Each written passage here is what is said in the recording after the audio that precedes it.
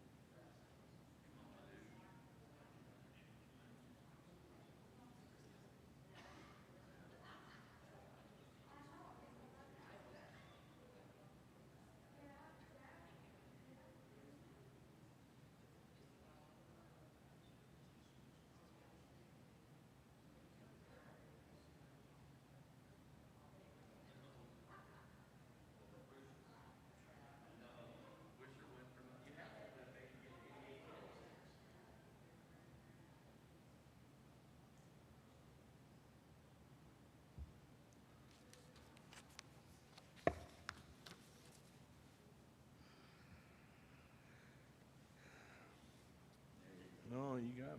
Thank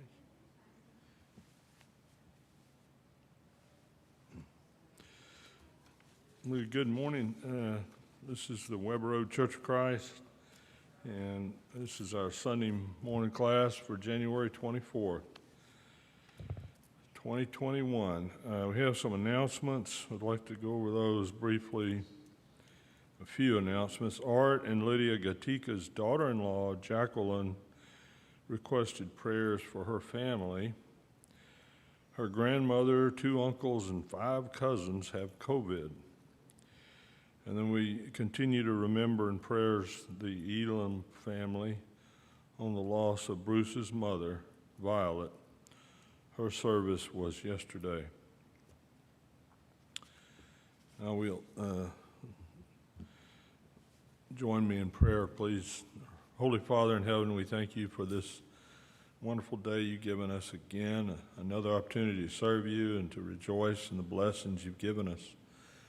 Thank you, Lord, for all these wonderful things and family and friends. And thank you for your sacrifice of your Son and his love for us, that we might have a chance to be reunited with you. We pray, Lord, that you would bless those that have been mentioned, the Elam family and the Gatika family, Jacqueline's family, that they would receive from you all the blessings of comfort and good health that you can provide, if it be your will. Be with them and their grief, the Elams. And we ask, Lord, that you would bless us as we attempt to study things from your word and concepts that you've given us. Help us to understand that it's our obligation to serve you and to teach others and to reach out to others as best we can. Thank you, Lord, for your love for us. In Jesus' name, amen. We've been covering a series on evidences, and we had covered the basic outline of Noah's Ark last week, and I thought this week we'd go ahead and look at some other aspects, some other evidence supporting that. It's a really big topic.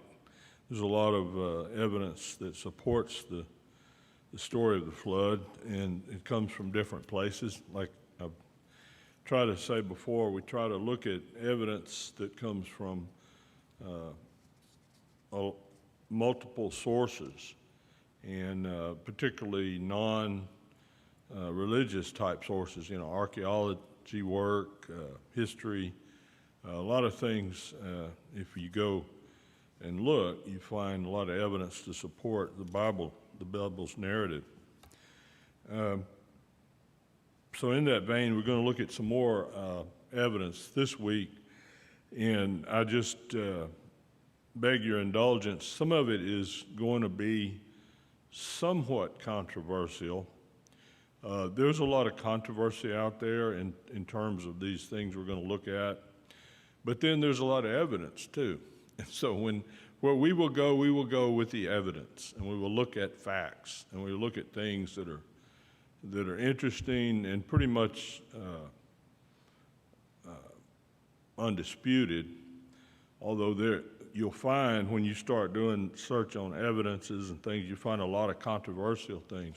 And we'll talk about that, but we will try to focus on the evidence, on the facts.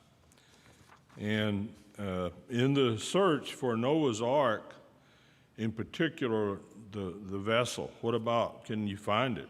What if it could be found? What if you can actually find the ark? What would it look like? What shape would it be in? Where, we think we know probably in the region, at least, where it should be. Some people have climbed Mount Ararat looking.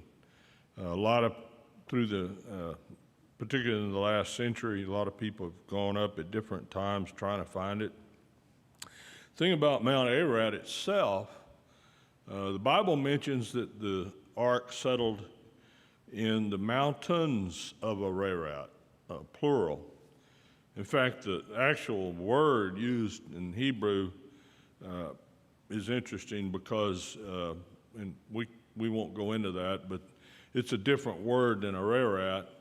It mentions the nation. I'm sorry. Or at least the region is mentioned, and because of that, calling it the mountains of Ararat, we get the notion that It's more or less a area there, and not necessarily the mountain particularly. And that's part of what we're going to cover today, the notion of exactly where that might be, given that the earliest records in the basic language of the Bible indicates that it's in that region. And we'll talk about that more lately, but in a minute. The mountain is snow and ice capped, and there have been people who've tried to get up there at different times of year, and they've found different things, and it's kind of hard to pin things down and get measurements or pictures, or very much evidence associated with it is kind of minimal. But there's another site that is not so hard to access, and maybe that's the place. And then what if you could find a great deal of evidence to support that this thing that's out in the open that you can see, that you can get to and look at, is certainly has a lot of evidence to support that this may very well be the ark or what's left of it. Would it help people to have faith if they knew there was this? This is a profound story in the Bible. It's very important to the history of the earth. It implies some, it states some very powerful information. Does anybody, who in the world believes this information? Who thinks it's allegorical, it's some sort of local flood? We've talked about that. If indeed there was a flood that powerful, indeed it was predicted by God 100 years before it happened, and indeed he directed a man, to build an ark to save himself, should not we pay attention to this word, to this Bible that describes this event? Would it cause more people to have faith if you could get it out of the realm? In the last 100 years or so, it's like we talked about the Red Sea crossing, so the Noah's Ark. It's been kind of in the realm of a maybe event, or people try to diminish it nowadays, that it really didn't happen. Well, it wasn't always that way. People used to accept it centuries ago. And now there's this cultural bias against great miracles of the Bible. So there's a site in Turkey, Durupınar, Turkey, that was observed from air in our recent modern era, about 1959 or 60, by a military pilot. And it's in the Turkish scholars accept it.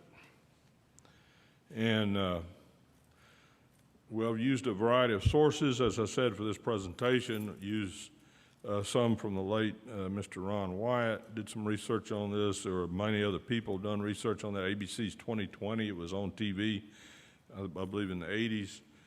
Somebody did a little news blurb on it in 2020. There's some other general sources that we'll look at.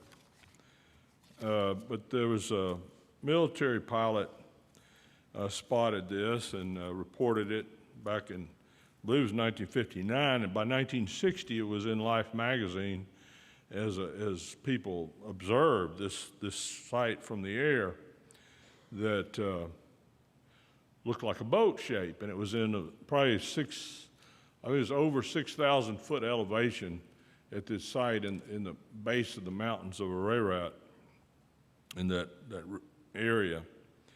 And so this fella, Ron Wyatt, went to, in 1977, I believe, went over there to look for himself. He was kind of an amateur archaeologist.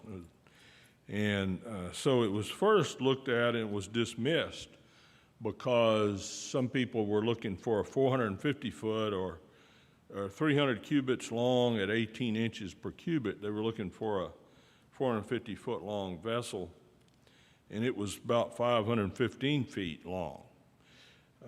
So there was some discussion about it, and people just blew it off. It must be a naturally occurring.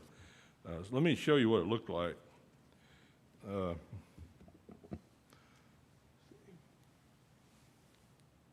this right there. It's undeniable there's a boat-like shape there. Okay, and it turns out there's some other evidence around that area, but beyond just that boat. That's sort of a Google Earth type view. But they were looking for something a lot shorter, and they just didn't, in their mind's eye, visualize a boat shape for the ark. Most people sort of like vision this big rectangular type shape. So it's too long, they said, and couldn't be that, and they didn't do a whole lot of excavation or anything. They sort of did a little bit, but the Drupinar site's very interesting because if that's a possible candidate, let's look at it. It was wider than the biblical description, and so, but that could be understandable if you had big beams that had splayed out and spread out through the 4,000 years. But some other researchers, particularly this fellow, has noted that there was a royal Egyptian cubit that's different than, there are varieties of the cubit length. But there was a thing called the royal Egyptian cubit, and we know about it because they would use a cubit measuring stick, and often it was some sort of ceremonial thing that would be found in these tombs in Egypt of either the highly regarded servants of the Pharaoh or the pharaohs themselves. And so there's multiple of these available where they actually have the cubit stick, and it's 20.62 inches. And what they've learned, or the scholars think they've learned, is that there were actually a couple of different cubits in use in Egypt. There was one that was reserved for the Pharaoh, and when they made plans and measured things, if they used the royal Egyptian cubit, it's 20.62 inches, 25/8 inches, not 18 or some other number less. And they have the notion that what they've begun to understand, that the pharaohs believed they needed a longer cubit, and they actually deserved a longer cubit than the ordinary people. And they've discovered this, and sure enough, they have some, and they have these things, and they're decorated, and they're kind of an honorary thing in some of these tombs, and there are some pictographs and hieroglyphs where they show these people holding their cubit measuring rods. So it's part of their authority and their sort of proof that they're part of the royal circle, if you will. And so there was a royal Egyptian cubit, and if you do the math on 300 cubits times that, you get exactly this 515 feet that it would be for 300 of those in the length.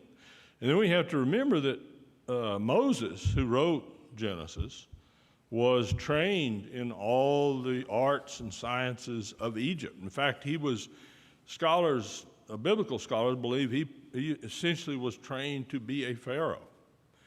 And so he would know this royal Egyptian cubit.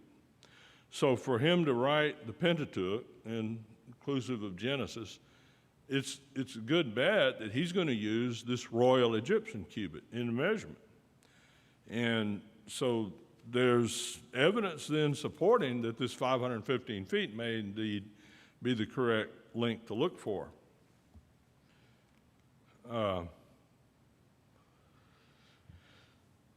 So we have something sitting in the mountains of Ararat, certainly that fits that bill. It's over 6,000 foot elevation at that location.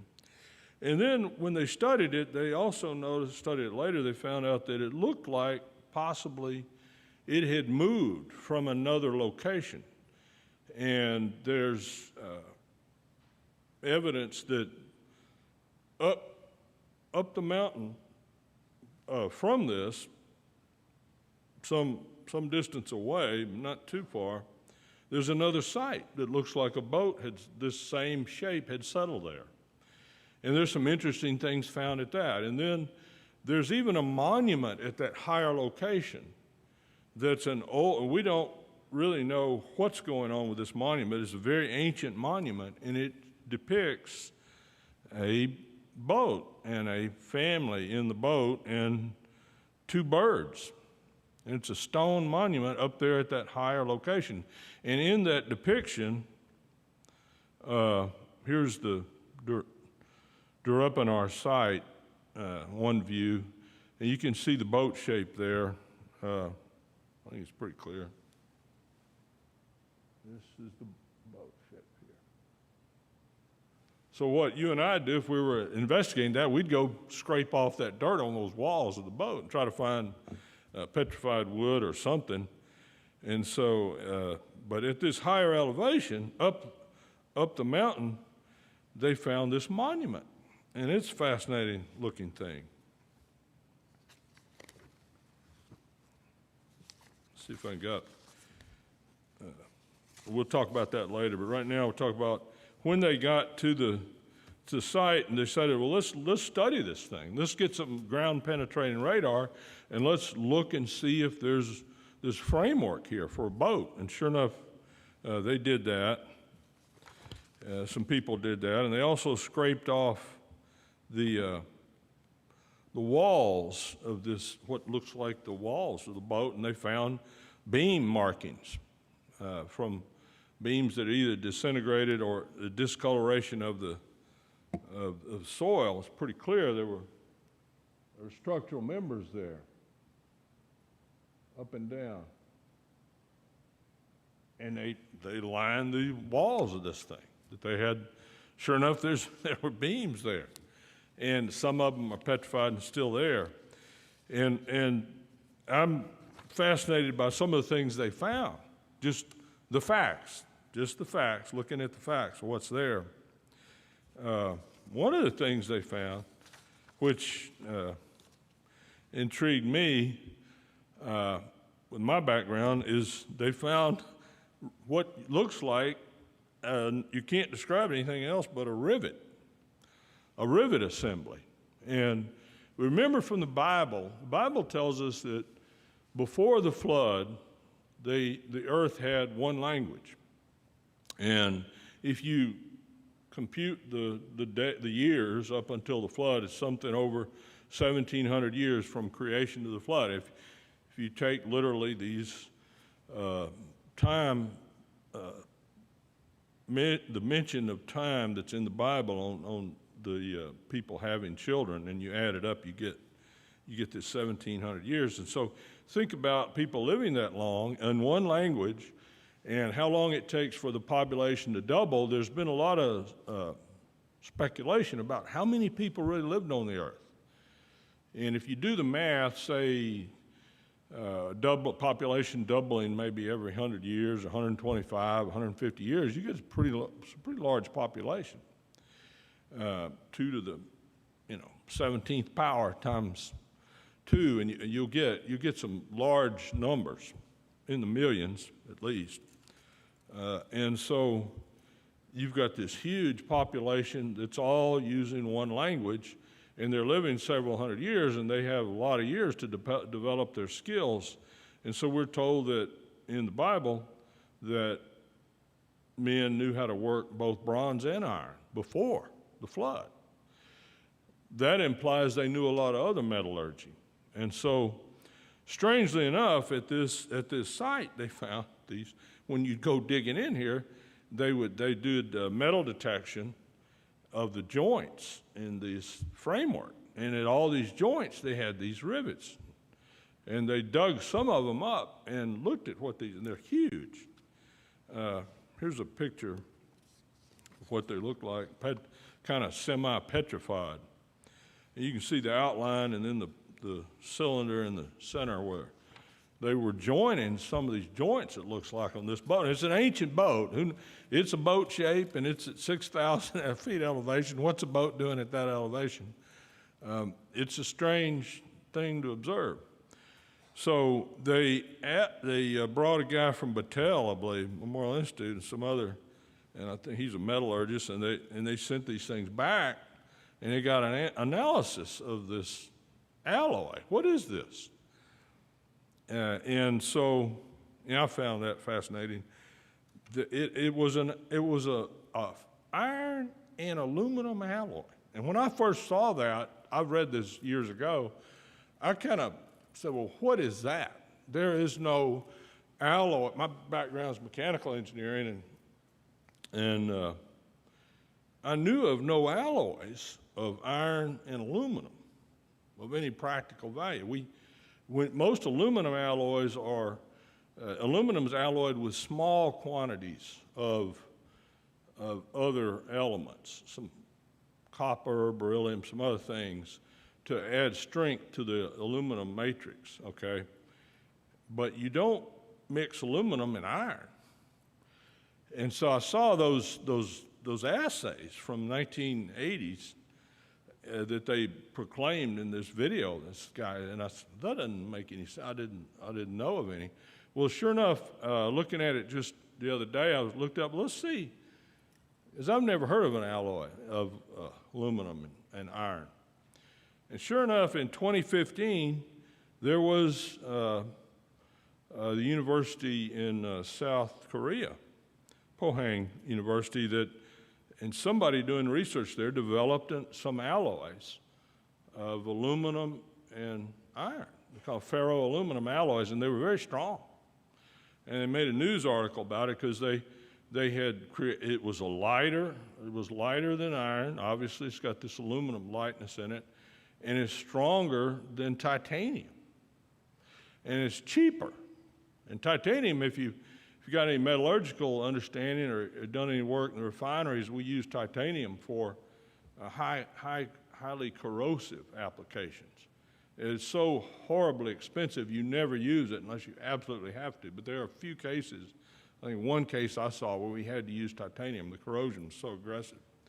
So titanium is very strong against a variety of corrosion, but it's also strong. But it's horribly expensive. So they had this alloy that they developed, and it follows the pattern there of this content that was in this rivet.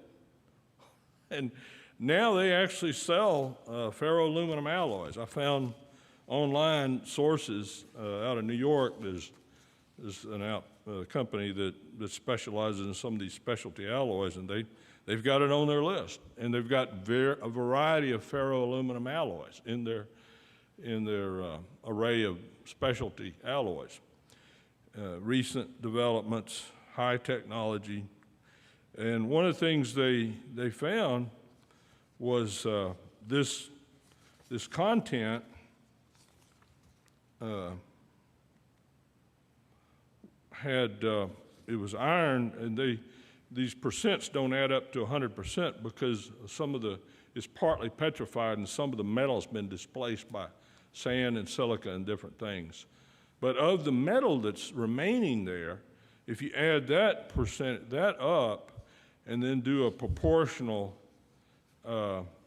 analysis of that, you get something, where is it? Right, this, that the site composition has these percentages of iron, aluminum, titanium, and manganese. And if you add up and look at the percent of metal, you get a rough percentage of a 50-40, 9-1 alloy composition. And they're selling now this ferroaluminum alloy. Go back and look at this. Commercially, I didn't know it even existed. One of the things about it, they found when they made the iron, mixed the iron and the steel, they had a very strong alloy, but it was very brittle. And they mentioned in an article that I found that they've added manganese to diminish that, to temper that, and get that brittleness out. And sure enough, that's mentioned. There's an article about it from 2015 that they had created this iron aluminum alloy, and they're so proud of themselves for this accomplishment. And then later in the article, they mentioned that, you can't see it real well, but they do mention that they added manganese to assuage some of that brittleness that comes from that particular alloy. So I was fascinated by that this is another evidence that in the ancient times they had knowledge of metallurgy and they used it, and we don't know exactly how developed the world was prior to the flood. But there's a presumption that it was pretty highly developed and they had a lot of skill. Now, at that site up the mountain where it looks like the ark may have rested before possibly something moved it and it slid down the mountain to the new location, because down at the new location where it's at now, there's an outcropping that sheared into pierced the wall of the ark, it looks like, or this vessel, and it kind of held it there. So it didn't go any farther, and that shows up when you look at it. There's this outcropping and so that probably would not have been the original resting place of the ark. It rested up higher, at a higher elevation in the mud. And at that location, it looks like it finally slipped away, possibly from a lava flow, we think, and moved down to the current location. Well, at that earlier location up higher, they've got these rocks that they found that are strange-looking bed, a zone of these huge rocks that look a little strange for the area. So they sent that off and got it analyzed. What is the metallurgy of these rocks? What's in it? And they found a lot of trace elements of metals. And to the scientists that look at it, it looks like this is slag from a smelter, where they're literally smelting these metals. And if you know anything about most of these metals, you can heat the rocks that they're in, and the basic elemental metal will flow out, and it's called smelting. And it looks like possibly Noah may have smelted this metal, and then he took the rocks that were left and put them in the belly of his boat for ballast. And that's why there's wood. When you dig deep enough, there's petrified wood, and then there's these rocks there at this earlier site. And so this begins to make a lot of sense, that if you knew about metallurgy and you had the skill in making these metals, and it's pretty profound, and then you can create these metal brivets, and they're there, and they found them, tons of them at this site. But anyway, at that higher site, there's this monument. And on the monument is this simplistic, emblematic hieroglyph, if you will, of mountains, and then two birds, and then this boat shape, and then 8 people. And what did it look like here? That's the kind of artist's rendering of what's on this stone. And there's some people standing by that stone monument they found. You can see it's all broken up, but you can see in that thing some of this bird imagery of a bird. And the rest of it, they found this imagery of these people in a boat. And there's no understanding of when that was built, how long ago it was built. But it looks like it's pretty ancient. So there may have been ancient understanding that this indeed was the Noahic site.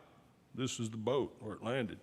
We found that through the years we forget things, and we have our cultural memory sort of is removed from reality sometimes. We get in the era we're in, we don't understand there was knowledge before us, and there were assumptions and things were known. So, given that, the evidence begins to mount. And so they, like I said, they did a lot of survey work up there with ground penetrating radar and some metal detectors and some other things, because they were afraid to dig too much. The Turks didn't want them doing a whole lot of digging, so they mapped it out as best they could. And sure, they found the runner beams and the cross members. And at these joints, where you'd have the joints, they found a lot of these rivet. Apparently metal was detected, and that's where they dug up some of these rivets. And I found that pretty fascinating. And then, of course, they found the wall beams. Like we said, when you scrape the dirt off these what looks like a wall, you find these markings of beams being there. So looking at that is still controversial, but it's the evidence supports it. So I thought I'd talk a little bit about people who like to debunk anything you come up with. And I'm looking at it and I'm thinking more and more, this is very supportive. The evidence is supportive of this site. And you can get to this site. And there's other evidence around this area that I won't go into here, but some strange, there's a lot of houses, there's a lot of foundations in this region, as if there was a city there. And we know that Noah lived 300 and something years after the flood, and so there was a city there, built there, it looks like, a lot of foundations. We also know that he planted a vineyard, at least from the Bible's account, real soon after he got out of the ark. And sure enough, they still grow grapes there. They have a lot of vineyards there. So there's a lot of supporting evidence that looks like this is the site. But we want to, when you see people debunk something that a creationist has discovered and looks at and shows you the evidence, you think, we're just looking at the evidence. Now, we don't know where it is, but when you see more and more evidence pile up, you start to say, well, why is a wooden structure 6,000 foot in the mountains? And who would have brought it up there? And why are those anchor stones we talked about in nearby villages? What are they needing anchors? There's no body of water nearby. So what's going on? Why is this all up here?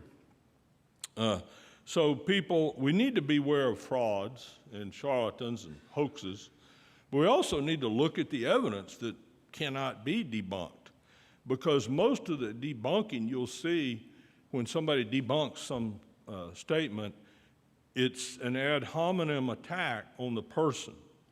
They're just attacking somebody's personality. They're saying, oh, he's a hoaxer of this or that. Well, here's the evidence. He brought other people to see it. He's got the Turkish authorities looking at it. We got Turkish archaeologists and scientists and historians looking at the site. The Turks declared it a national park and secured it, and they have a visitor center there. They'll let you go look at that. Because they dedicated the site in the 80s as the site of Noah's Ark. They believe it. And of course, they're Muslims, but in their view, Noah in the biblical account was true. So be careful about people that say they debunk things. And one of the things I mentioned here is there seems to be a lot of effort, and this movie is available.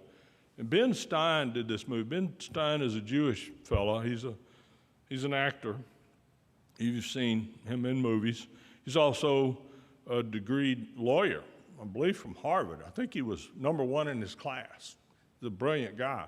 But he went into acting and different things. He's also quoted a lot of times in financial shows, and you see him occasionally. But he did this movie several years ago called Expelled, No Intelligence Allowed, and he did it in his own inimitable fashion. And you can get that movie, and I recommend creationists get this movie and look at it, and I recommend you own a copy. Because he goes into what has happened in universities in this country, and he interviews professors, and he goes to Poland and interviews Polish professor, and he describes what's going on in terms of people who are professors who mention the term intelligent design in any of their classes or any of their papers with any respectful recommendation of that concept, they are being fired, literally, from their jobs. And he talks to them. And he talks to some from some universities that will surprise you, that they're being squelched and fired if they mention the notion of intelligent design. Intelligent design was developed as a concept a couple of decades ago, I think about 1997 or 6, a microbiologist wrote a book, and he's written several since then. I think his book was called Darwin's Black Box. And he was not a particularly religious guy, but he goes through the evidence in microbiology and says this cannot be by accident. He says there is the evidence and the complexity of the microstructure of a cell and things that go on in a cell is far too complex for it to even conceivably have been an accident. And he said, and he goes deep into microbiology, and he shows you things that are happening in cells and in both the biological and the biochemical things that go on in cells that are profound and amazing. And it just reflects what the Bible says, that we're fearfully and wonderfully made. And he said, there's no way this can be an accident. He said, there has to be an intelligent design. And he's written several books since then. Well, he was a professor at I think, a state university. And he's still there, and he's still writing books. And it's very profound what he writes, because he says this cannot be an accident. But there is a war against people like that.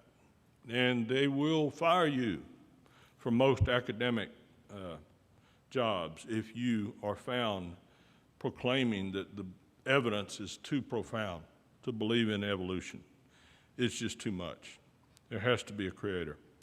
So be careful about debunking, people debunking this or debunking that. Go and see what evidence they're presenting.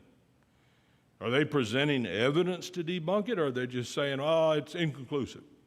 Or I've seen statements where they say, well, the evidence is unconvincing. They use that word, and then they go on.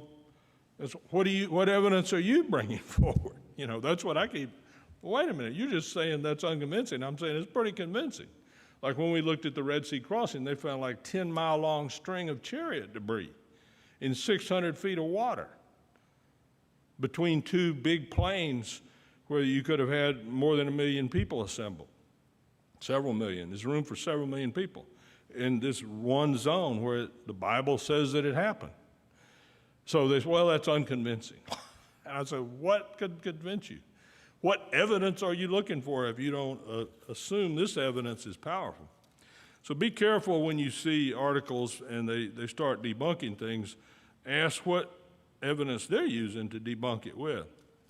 And I look carefully at all sources, including those that come from within our brotherhood. As most time I will agree with some of the people they've put together to come up with ideas, and sometimes, I just question them.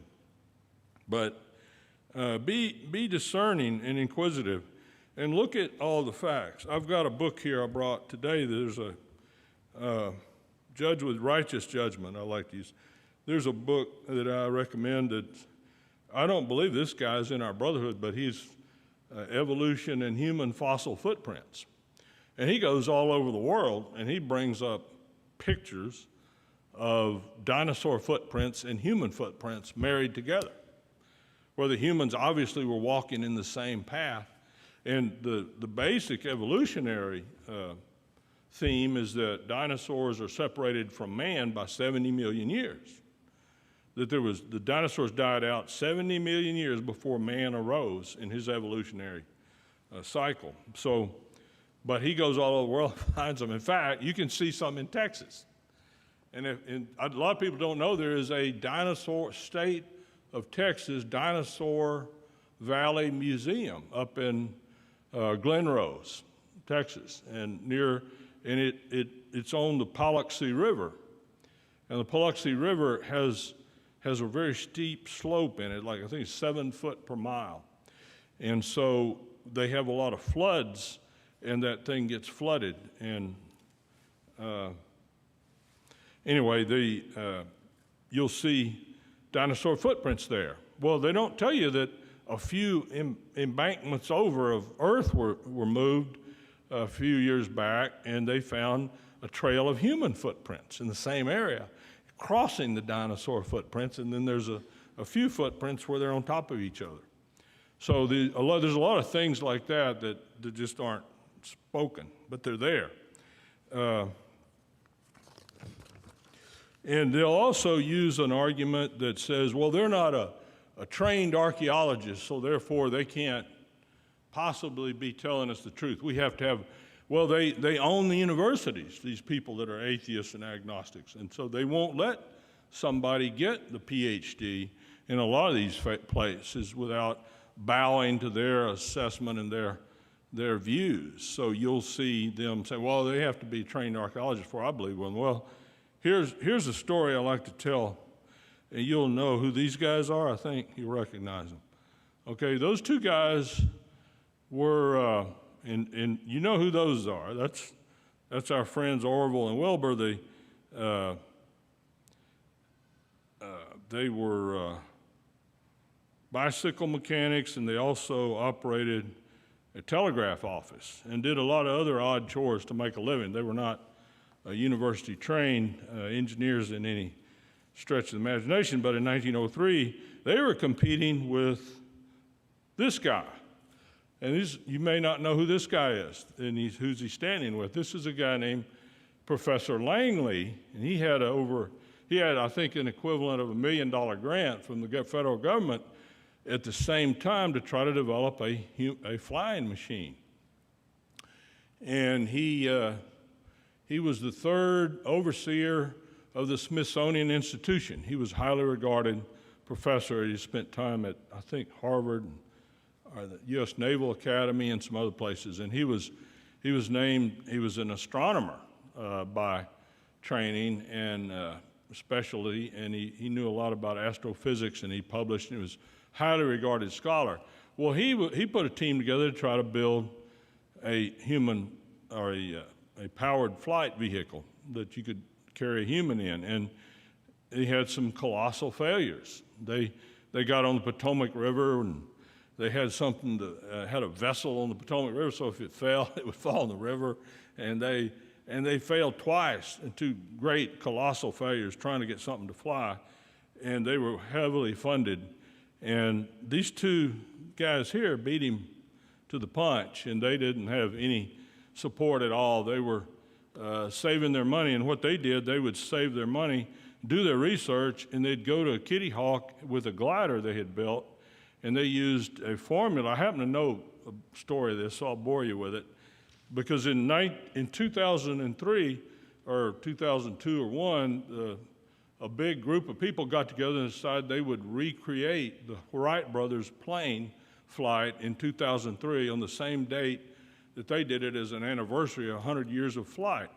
So they got a team together and started researching the materials they used and the design, the size, and they recreated a Wright brothers first airplane with the best, because it doesn't exist, turns out. They cannibalized it and used it. They don't have the old plane. So they used pictures, they used dimensions, they used drawings. These Wright brothers even built their own engine. So they estimated all the horsepower, they estimated the size, they got accurate depictions, and they recreated the Wright brothers plane.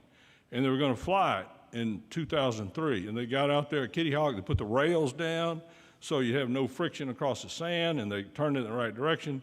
And lo and behold, they couldn't get it to fly. They literally could not. They had put all this money into making it perfect replica and all this time and energy and millions of dollars, and they couldn't get it to fly. And they tried and tried and tried, and they failed. So what these guys did was amazing, and they had no training. So be careful. If you do the math, do the facts, then you deserve the respect. Let's see. And the next thing is briefly, you may not know who this guy is, but he's Heinrich Schliemann, And if you know who Heinrich Schliemann is, a German businessman who excavated Troy. And he believed the myth that it wasn't a myth, that there was really a Troy. And most archaeologists had given up on it, and so he kept trying at this site and finally found what they acknowledge now was indeed the Troy of Agamemnon and the great story. But he was not a trained archaeologist. He's just a successful businessman. He had the money to keep digging, and he was persistent. So evidence is an interesting thing. So I tell this story, and I try to end my lessons on something positive and hopefully sometimes humorous. And there's the story of the water pitcher. And when I was, some years ago, one of our favorite comedians would tell a story about growing up with his brother, and they would go outside to play, and in the hot summer months, his mother would keep a refrigerator with a pitcher of water, and it was ice cold, so you come in from the heat, you could have a good cold drink of water. And so the one thing his mother got on to him about was, don't drink out of the pitcher, have some class and some dignity, and we've got these clean glasses up here, so you get a glass and you pour yourself a drink. And she was always getting on to him about that. So one day she came in the room, and they'd been outside playing, and they were sitting around and refreshed themselves, and she peeks in the refrigerator and says, now you boys, you've been drinking out of that pitcher? No, ma'am. You told us not to. We don't do that. We wouldn't dare do that. You're right. We don't do that. And then she says, well, what are all these cornbread crumbs in the pitcher? So that's the lesson. Thank you. Evidence.